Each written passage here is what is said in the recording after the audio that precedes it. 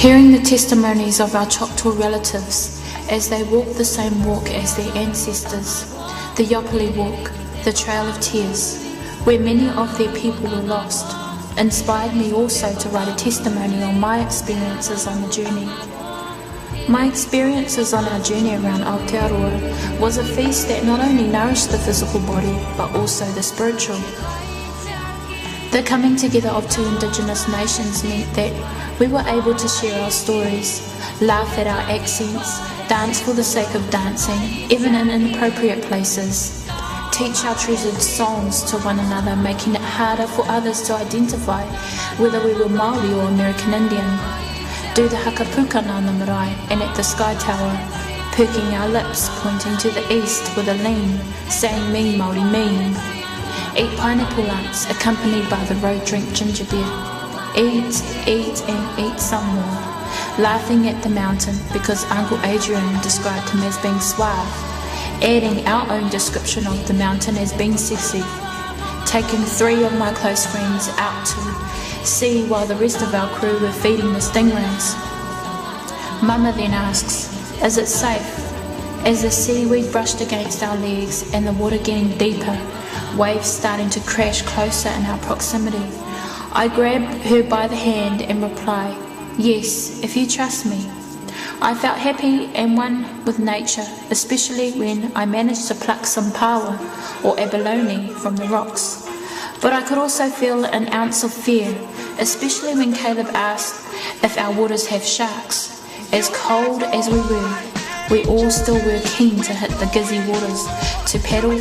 Unfortunately, one waka capsized and the team ended up literally paddling. Though we were on a mission, laughter became the ingredient that would bring us closer and closer together. And as we would step on the marae, we would stand as a united force on the turf that once was trampled upon by our ancestors. The joy and hospitality experienced at every destination, whether it was an educational stop, an eating stop, or a toilet stop. Our photos are testament of the relationships formed and the love connections created, not only with people, but with the land. I saw the love through giving. People gave to one another, gifts that were made, gifts that were bought, gifts that were expressed in an intangible way, but still of equal value. Through this unity, I felt connected, I felt a part. I felt a sense of pride in what it meant to be an Indigenous woman and a wahine Māori. I felt a part of a greater plan, that this joining of nations will be the beginning of creating an access point for many future generations to enter and partake of the fruits that were strongly fought for and left to us by our ancestors, by our grandparents, by our nannies, aunties, uncles and relatives. They fought for our freedom from captivity.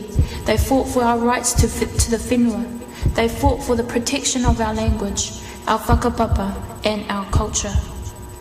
Going on this journey not only gave me the opportunity to connect with a bright and colourful happy people from Great Turtle Island, it also gave me the opportunity to reconnect to my roots as tangata whenua.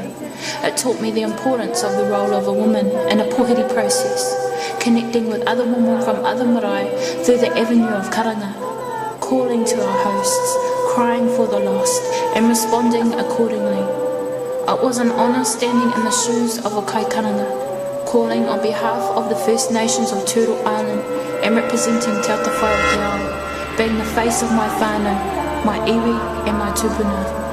Sharing, caring, giving, laughing and singing are only but a few of the most valuable qualities I witnessed and performed, which will mould my character and influence the path I take in the future. So let us all embrace our culture, so that future generations may speak and dance, and that the work of our ancestors may live.